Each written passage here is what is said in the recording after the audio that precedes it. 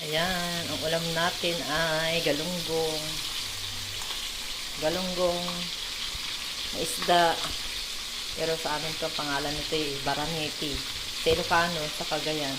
Tawag namin dito is baraneti. Ewan ko lang sa ibang lugar sa inyo.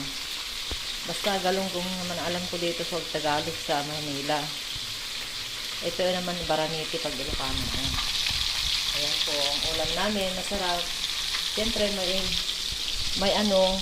gulay kami, hindi mawawala ang gulay. Kailangan may gulay pa rin ang gusto ko.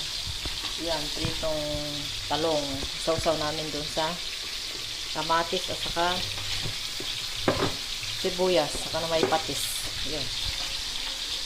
Yan, yummy, yummy. Yummy, yummy.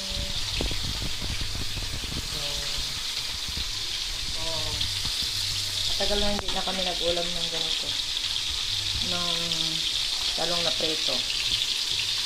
Bihira na lang mag-ulam ng talong na preto lalo na dito.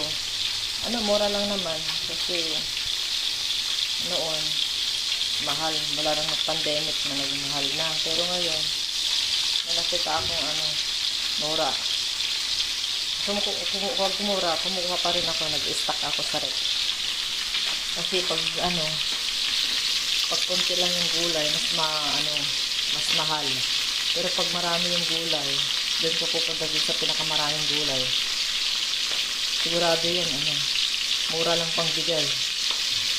Kasi pag mahal yan, masisiraan din naman sila, Siyempre pag marami, bagsakan, mas mura, diba? Lahat ng mga gulay na ganun. Pagbagsakan na marami, mas mura. Yun ang alam ko. Ganun naman talaga yung technique niya.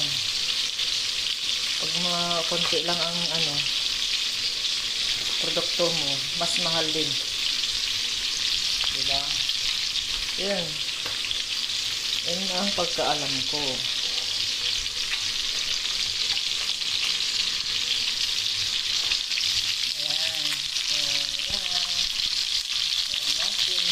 Pinalakasan ko na parang mabilis.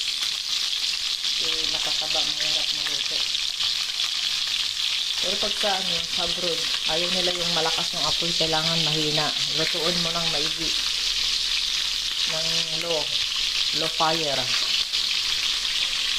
Pero pag dito sa Pilipinas, nako, lakas-lakas ng natin. Ayan. Mabilisan ng pagluto natin dito.